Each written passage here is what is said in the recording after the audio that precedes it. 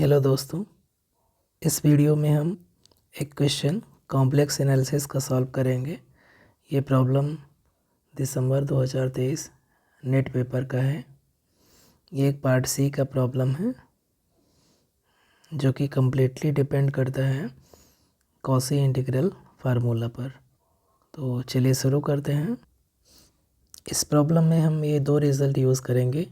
एक Cauchy theorem, इसका statement है कि अगर f एनालिटिक हो inside and on contour C, then contour integral over C of f is equal 0, and second is Cauchy integral formula for nth derivative। अगर f analytic हो inside and on domain D, तो ये जो integral है इसको हम इस फार्मूले से निकाल सकते हैं। इस इंटीग्रल की जो वैल्यू है ये किसके बराबर हो जाएगी, जो z माइनस a की पावर n+1 है वो यहाँ से हो जाएगी 2πi divided by n factorial, और nth derivative of f at the point of a, ये z माइनस a, तो ये आपका nth derivative at the point a। तो ये कॉची इंटीग्रल फार्मूला है। इन्हीं दोनों की हेल्प से हम ये प्रॉब्लम को सॉल्व करेंगे। फर्स्ट ऑफ ऑल अगर हम देखें, कंसीडर करें केस जब हमारा जो इंटीजर है k वो लेस दैन और इक्वल टू ज़ीरो है, यानी कि या तो वो नेगेटिव इंटीजर है और या तो ज़ीरो है।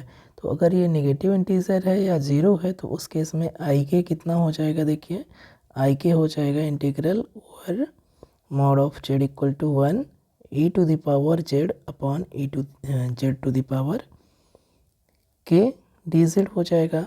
और सिंस जो के है वो या तो नेगेटिव है या at most equal to zero है, तो इस केस में ये जो जेड टू द पावर के है, अगर के इक्वल टू ज़ीरो हो जाएगा तो डिनोमिनेटर से जेड हट जाएगा, और के अगर नेगेटिव हो गया तो ये पावर ऊपर जाएगी तो पॉजिटिव हो जाएगा, और in that case E to the power Z into Z to the power minus K, ये एक एनालिटिक फंक्शन हो जाएगा। और इसलिए कॉची थ्योरम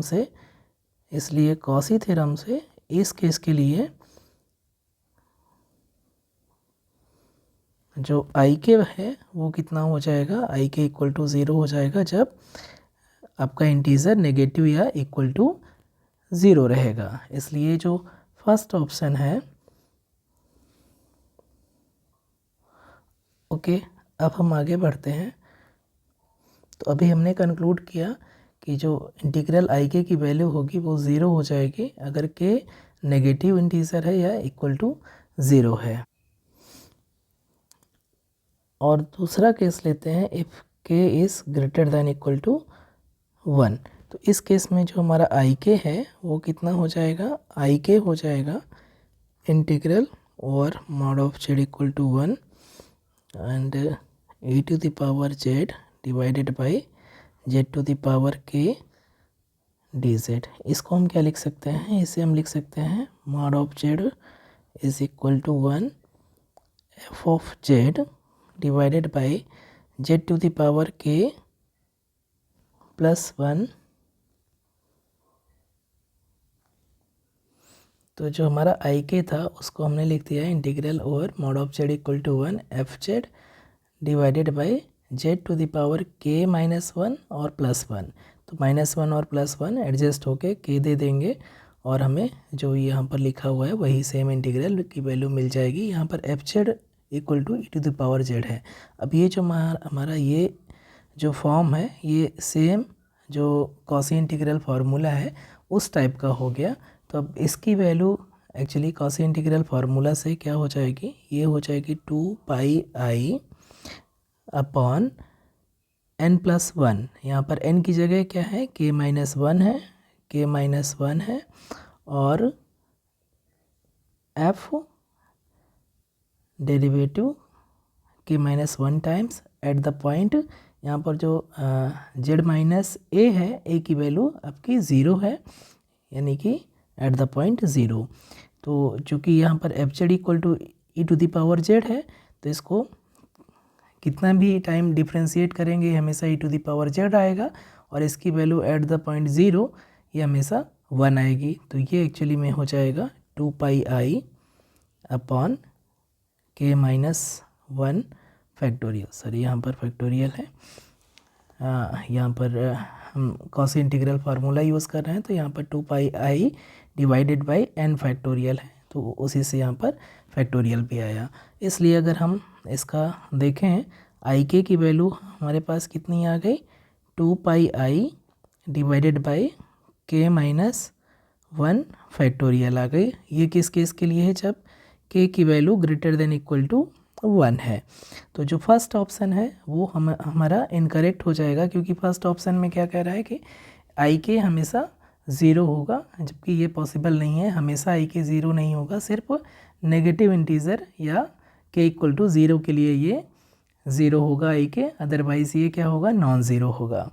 फिर जो सेकेंड ऑप्शन है वो हमारा करेक्ट हो जाएगा। सेकेंड ऑप्शन में कह रहा है i k is not equal to 0 if के इज़ ग्रेटर दैन और इक्वल टू 1। तो ये ऑप्शन हमारा करेक्ट हो जाएगा, क्योंकि हमने आई के की वैल्यू निकाल दिया है 2 pi I upon k minus 1 factorial. तो ये नॉन जीरो है, यानी कि k जब ग्रेटर दैन इक्वल टू है, यानी कि नेचुरल नंबर है, तो उस केस में आई के नॉन ज़ीरो हो जाएगा।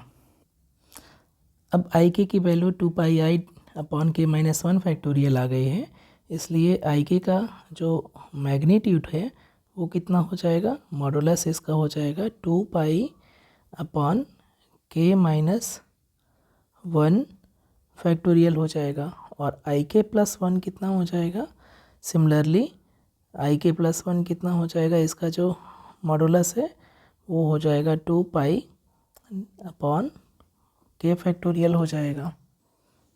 तो ये क्या इम्प्लाई करेगा, ये इम्प्लाई करेगा कि इन जनरल जो आई के प्लस 1 है उसका जो मैग्नीट्यूड है वो less than equal to magnitude of I के है।